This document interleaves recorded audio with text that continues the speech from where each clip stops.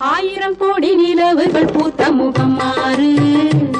அந்த ஆதிசிவன் பிள்ளை மேனி முழுதும் திருநீரு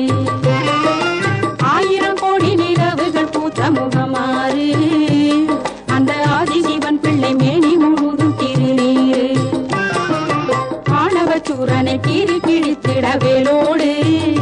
பன்னிருகையின் அமர்ந்திருக்கின்ற